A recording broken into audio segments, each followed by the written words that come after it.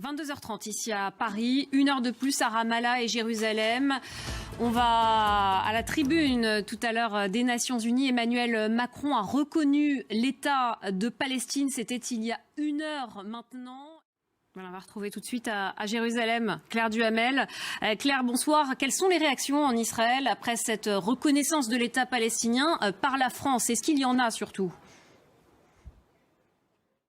Merci beaucoup Claire Duhamel en direct de Jérusalem. À mes côtés, Adel Bakawan, directeur du European Institute for Studies on the Middle East and North Africa et chercheur associé au programme Turquie-Moyen-Orient de l'IFRI, auteur de la recomposition du Moyen-Orient. Adel Bakawan, bonsoir. Merci d'être avec nous. De la décomposition du Moyen-Orient. De la décomposition du Moyen-Orient.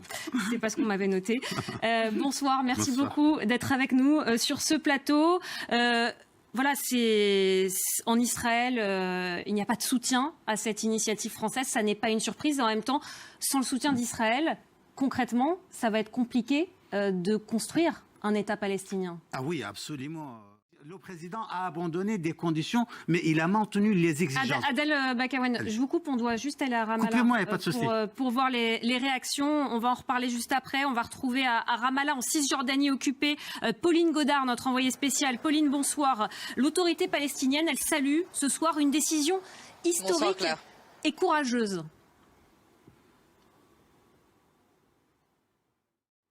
Petit problème de liaison actuellement avec Pauline Godard à Ramallah, notre envoyée spéciale. On essaiera de la retrouver un petit peu plus tard.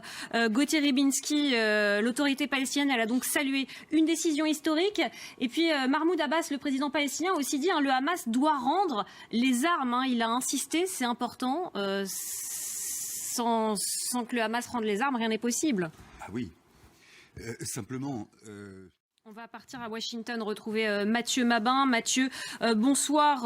On va continuer avec les réactions. Donald Trump, il estime que reconnaître l'État de Palestine, c'est une récompense pour le Hamas. Donald Trump qui est sur la même ligne qu'Israël. Alors, il y a une probabilité assez forte que Donald Trump n'ait pas écouté le discours d'Emmanuel Macron. Et là, merci beaucoup Mathieu Mabin, merci Gauthier Ribinski, merci Adel Bakawan. Vous restez avec nous, on se retrouve à 23h, on va continuer à en parler un petit peu plus longuement. Dans un instant, c'est le journal de l'Afrique sur France 24, restez avec nous.